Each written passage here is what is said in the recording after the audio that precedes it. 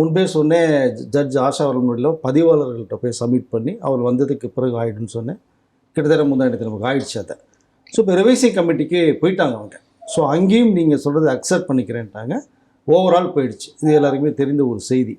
இப்போ அதுக்கு வேண்டிய ஏற்பாடில் இந்த வாரத்துக்குள்ளே அவர்கள் படம் பார்த்து சர்டிஃபிகேட் தர சூழ்நிலை உருவாகிருக்கு. அதில் வந்து அந்த முக்கியமாக அந்த இராணுவ சம்மந்தப்பட்ட காட்சிகள் வந்ததுனால அந்த இராணுவ அதிகாரி வர்றாங்க. ஒரு மதத்தை குறியீடு பண்ணுறது மாதிரி ஒரு சில சம்பவங்கள் இருக்குது. அவர்களும் அதில் வர்றாங்க. ஸோ இது இறுதி கட்டமாக அந்த ரிவைசிங் கமிட்டி கிட்டத்தட்ட ஒரு 7 பேர் கொண்ட ஒரு குழு வந்து படம் பார்த்து அது உடனடியாக தர வாய்ப்புகள் நிறையா நெருங்கியிருக்கு. ஏன்னா இவர்களுடைய சூழ்நிலையை பூரா சொல்லியிருக்காங்க. இதற்கு மேலேயே தள்ளுனா நான் கிட்டத்தட்ட 9 கோடி ரூபா லாஸ் ஆகும் சார், பிஸ்னஸ் பண்ணி நெருக்கடி கொடுக்குறாங்க, நீங்கள் என்ன சொல்லுன்னு அக்செப்ட் பண்ணிக்கிறேன் அப்படிங்கிற சூழ்நிலை கேவின்னு சொன்னதுக்கு பிறகு தான் அவர்கள் ஓகே சொல்லி இப்போ போயாச்சு. இப்போது அனைமாக இப்போ ஏன்னா தக்கலில் தான் அவங்க வந்து அப்ளை பண்ணியிருந்தாங்க.